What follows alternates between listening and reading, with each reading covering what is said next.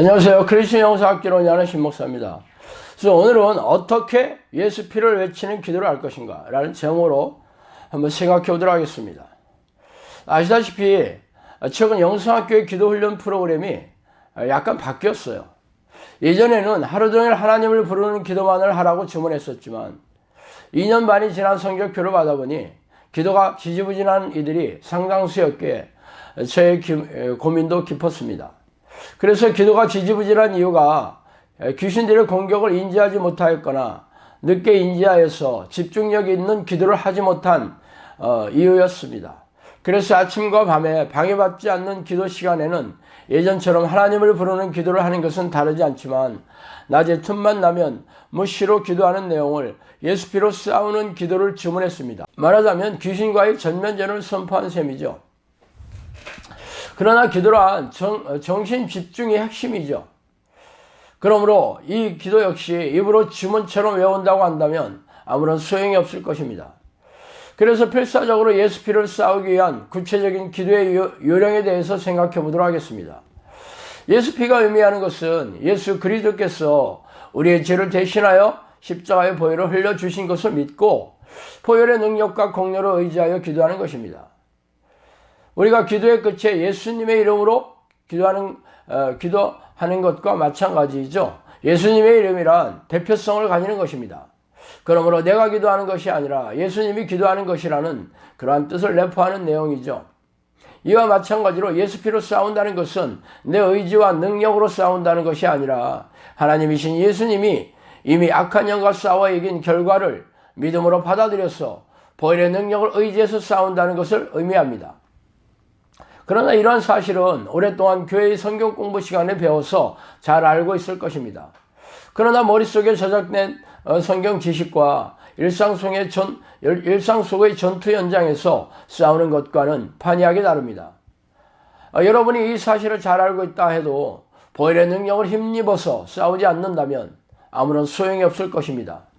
그래서 여러분이 지금까지 무능하고 무기력한 믿음으로 고단하고 팍팍하게 살아온 이유입니다. 그래서 예수 피를 외치는 기도를 할 때 어떻게 해야 구체적으로 기도를 하고 효험이 있는지 조목조목 살펴보도록 하겠습니다.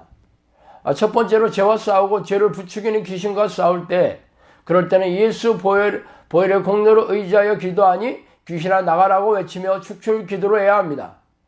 거의 대부분의 크리스천들은 귀신의 정체와 공격을 인지하지 못하기 때문에 십자가의 보혈의 명검을 가지고 있어도 써보지도 못하고 패퇴하는 것입니다. 그러므로 이들의 공격을 알아채는 것이 무엇보다 중요합니다.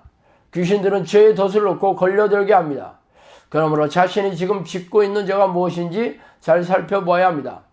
가장 큰 죄가 기도를 쉬는 죄예요. 기도를 쉬는 죄는 종이 주인을 찾아오지 않는 가장 큰 죄입니다.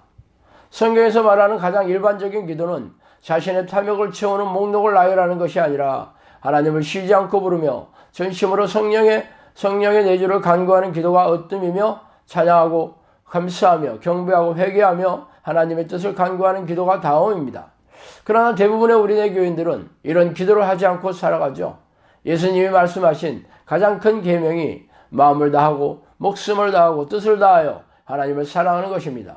이렇게 하나님을 가장 뜨겁게 사랑한다면 하루 종일 하나님을 떠올리며 하나님의 이름을 부르며 찾는 기도를 해야 마땅할 것입니다.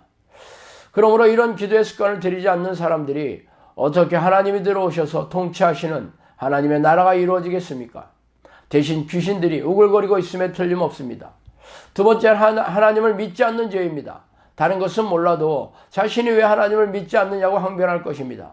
하나님을 믿고 있기에 주일 성수와 각종 희생적인 신앙행위를 하지 않느냐고 반문할 것입니다. 그러나 그 믿음의 진정성을 인정해 주시는 분은 자신이나 목회자가 아니라 하나님이실 것입니다. 여러분이 하나님이 살아계시고 자신의 자녀들을 선한 길로 인도하시며 좋은 것을 주시는 분이라는 것을 철석같이 믿고 있다면 왜 염려와 걱정, 불안, 조급함, 두려움, 의심, 좌절, 절망 등의 부정적인 생각을 받아들이고 살아가십니까? 그 이유는 여러분은 하나님을 절대적으로 신뢰하고 믿지 못하기 때문입니다. 하나님을 믿지 못하는 게 바로 불신앙이며 불신앙이 큰 죄라는 것은 굳이 말하지 않더라도 잘 알고 계실 것입니다. 세 번째로 이웃을 사랑하지 않는 죄입니다. 예수님은 마음을 다하고 목숨을 다하고 뜻을 다하여 하나님을 사랑하는 것이 가장 큰 계명이며 그 뒤를 이어서 내 이웃을 내 몸처럼 사랑하는 것이 두 번째로 큰 계명이라고 말씀하셨습니다. 그렇다면 왜 미움, 시기, 질투, 분노, 짜증, 불만, 불평, 원망, 억울함, 서러움, 자기연민, 싸움, 분열 등의 죄를 반복하고 있지만 회개할 생각도 싸울 생각도 하지 않으며 살아오고 있는 이유가 무엇입니까? 이웃을 제쳐두고라도 가까운 가족조차 사랑하지 않는 죄를 밥 먹듯이 짓고 있다는 증거입니다. 네 번째로 탐욕을 숭배하는 죄입니다. 탐욕은 과도한 욕심이죠. 예수님은 주기도문에서 하루에 필요한 양식만을 구하라고 말씀하셨습니다. 또한 아무런 걱정과 염려를 하지 말고 오직 하나님의 나라와 의를 구하면 하나님께서 모든 것을 더해 주신다고 약속하셨죠. 그러나 여러분은 하루에 필요한 최소한의 생계비인 일용할 양식만을 구하고 얻으면서 살아오고 계십니까? 최소한의 생계비는 여러분이 원하는 금액이 아니라 절제와 자족의 성품이 밴 상태에서 필요한 생계비입니다. 그러나 거의 대부분의 크리스천들은 자신들이 원하는 부를 구하고 있습니다. 그래서 기도 자리에 앉으면 성공과 부를 외치는 목록을 주구장창 외치고 있죠. 탐욕은 만몬의 영이 넣어주는 계략입니다. 그러므로 여러분이 탐욕을 버리지 않고선 교회에 나온다 하더라도 하나님의 자녀가 될 수 없죠. 기복신앙과 번영신학으로 오염된 우리네 교회가 바로 만몬의 영이 지배하는 교회인 셈입니다. 이렇게 겉으로는 하나님을 부르면서 속으로는 만몬의 영을 섬기고 있는 가증스러운 죄를 반복하고 있으니 답답하기 짝이 없습니다. 다섯 번째는 쾌락을 섬기는 죄입니다. 성경에서 쾌락을 추구하는 삶을 방탕이라고 하는 말로 대신하고 있습니다. 즉 방탕은 육체적인 쾌락을 즐기는데 돈과 시간과 에너지를 쏟아부어 소진하는 것을 말합니다. 성경은 육체의 생각은 하나님과 원수가 되며 육체의 소욕을 추구하는 것도 하나님의 원수가 된다고 선포하고 있습니다. 육체의 쾌락을 즐기다가 귀신의 포로가 된 사람들이 바로 중독자들이에요. 알코올, 음란, 게임, 도박, 쇼핑, 중독은 물론이고 일이나 운동, 취미에도 중독자가 널려 있습니다. 이들은 죄다 짜릿한 쾌감을 즐기다가 재산과 시간과 에너지를 소진하고 육체와 정신이 황폐해진 상태입니다. 특히 이 시대는 소돔과 고모라처럼 음란의 바다에 빠진 시대입니다. 스마트폰이 만연되어 있어 초등학생으로부터 노인에 이르기까지 관음과 음란을 즐기고 불륜을 탐닉하고 있습니다. 우리네 교회 적지 않은 목회자들조차 성적인 죄에 빠져 있으니 평신도들이야 말할 것도 없죠. 이외에도 수많은 죄를 짓고 있으면서 죄를 인지하지 못하거나 설령 알고 있다 하더라도 회개하고 싸울 생각이 없습니다. 이렇게 하나님이 싫어하는 죄를 좋아하고 추구하고 있으니 어떻게 성령이 들어오셔서 동행하시겠습니까? 이 죄들이 우리가 가장 짓기 쉬운 죄의 항목들입니다. 그 중에서도 하루 종일 하나님을 쉬지 않고 짓는 죄가 가장 큰 죄이죠. 그러므로 자신이 혼자 있을 때 틈이 나는 대로 기도하지 않고 있는다면 필시 기도에 집중하지 못하게 하는 귀신의 공격 때문입니다. 이때는 즉시 속사풀을 쏘면서 축출 기도를 해야 합니다. 대부분의 지지부진한 훈련생들이 낮에 무시로 기도하는 것을 잊고 살죠. 또한 위에서 열거한 다른 죄들이 깨달아질 때도 즉시 축출 기도를 해야 합니다. 죄를 지으면서 하나님을 임재를 요청하는 것은 어불성설이기 때문입니다. 두 번째, 십자가의 보혈을 감사할 때 예수님이 십자가에서 흘리신 희생을 떠올리며 구체적으로 열거하며 감사를 해야 합니다. 앞으로 제가 말씀해 주실 내용은 우리 영상학교 동역자께서 올린 글을 제가 참조해서 말씀드릴게요. 예수님 저 대신 배방 당해 주셔서 감사합니다. 예수님 저 대신 억울하게 끌려가 주셔서 감사합니다. 예수님 저 대신 사슬과 수갑에 묶여 주셔서 감사합니다. 예수님 저 대신 거칠고 험악하게 다뤄주셔서 감사합니다. 예수님 저 대신 멍들어 주셔서 감사합니다. 예수님 저 대신 모욕당해 주셔서 감사합니다. 예수님 저 대신 억울한 재판을 당해 주셔서 감사합니다. 예수님 저 대신 주먹과 손과 발로 맞아주셔서 감사합니다. 예수님 저 대신 뺨 맞아주셔서 감사합니다.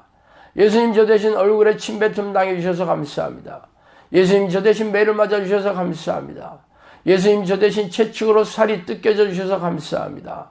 예수님 저 대신 소멸이 낭자하도록 피 흘려주셔서 감사합니다. 예수님 저 대신 살이 패이고 쓰라려 주셔서 감사합니다. 예수님 저 대신 사람을 안 보일 정도로 고문당해 주셔서 감사합니다. 예수님 저 대신 끙끙 신음소리 내시며 아파주셔서 감사합니다. 예수님 저 대신 비웃음과 조롱을 당해 주셔서 감사합니다. 예수님 저 대신 머리 찔러 주셔서 감사합니다. 예수님 저 대신 기절할 정도로 아픈데 십자가에 매어 주시니 감사합니다. 예수님 저 대신 죽어주실 사형틀을 끝까지 포기하지 않아 주셔서 감사합니다. 예수님 저 대신 양손에 목이 박히는 고통을 당해 주셔서 감사합니다. 예수님 저 대신 양발에 못이 박히는 고통을 당해 주셔서 감사합니다. 예수님 저 대신 발가벗기는 창피를 당해 주셔서 감사합니다. 예수님 저 대신 십자가에 못 박혀 세워지는 고통을 당해 주셔서 감사합니다. 예수님 저 대신 마취제를 거부하시고 모든 고통을 당해 주셔서 감사합니다. 예수님 저 대신 목말라 주셔서 감사합니다. 예수님 저 대신 힘이 하나도 없이 매달려 주셔서 감사합니다. 예수님 저 대신 모든 뼈가 탈골된 아픔을 당해 주셔서 감사합니다. 예수님 저 대신 사람들이 견딜 수 없는 눈빛을 당해 주셔서 감사합니다. 예수님 저 대신 야유하고 조롱하는 말을 견뎌 주셔서 감사합니다. 예수님 저 대신 마음이 슬퍼 주셔서 감사합니다. 예수님 저 대신 아무도 알아주지 않는 상황에 처해 주셔서 감사합니다. 예수님 저 대신 혼란하며 배신당하고 버림받아 주셔서 감사합니다. 예수님 저 대신 배신하고 조롱하는 사람들을 위해 기도하고 보혈을 흘려주셔서 감사합니다. 예수님 저 대신 하나님께 버림받아 주셔서 감사합니다.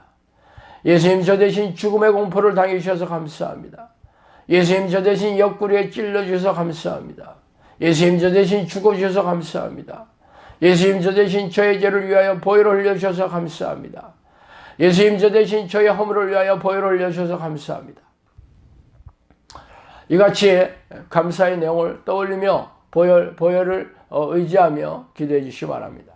세 번째는 죄를 자복하고 회개할 때입니다. 자신의 죄를 조목조목 열거하며 전심으로 회개하면서 예수 보혈의 공로로 의지해서 죄를 용서해 달라는 기도를 해야 합니다. 예수 피를 외치는 기도는 죄와 싸우고 죄를 부추기는 귀신과 싸우는 기도이지만 이미 지은 죄가 있다면 예수님의 보혈의 공로로 의지해서 회개하는 기도로 해야 합니다.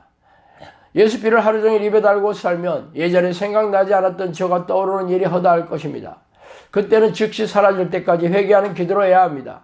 한번 회개했다고 끝난 게 아닙니다. 다시 그 죄가 반복해서 생각날 때는 또다시 회개하는 기도로 해야 하겠죠. 그래서 아주 머릿속에서 생각나지 않을 때까지 전심으로 회개해야 합니다. 이때 주의해야 할 것은 형식적으로 입만 달싹거리서는 안 된다는 것입니다. 진정성을 보이며 전심으로 회개해야 합니다. 그리고 이미 기도를 했는데 다시 하는 것은 믿음이 없다는 생각은 악한 영이 넣어주는 생각을 인지해야 하셔야 할 것입니다. 진심으로 회개하였는지의 여부는 하나님께서 인정해 주셔야 합니다. 그러므로 죄가 생각나지 않을 때까지 회개 기도를 하시기 바랍니다. 네 번째로 자신을 불쌍히 여겨달라는 간구를 할 때 예수 보혈에 의지해서 기도해야 됩니다.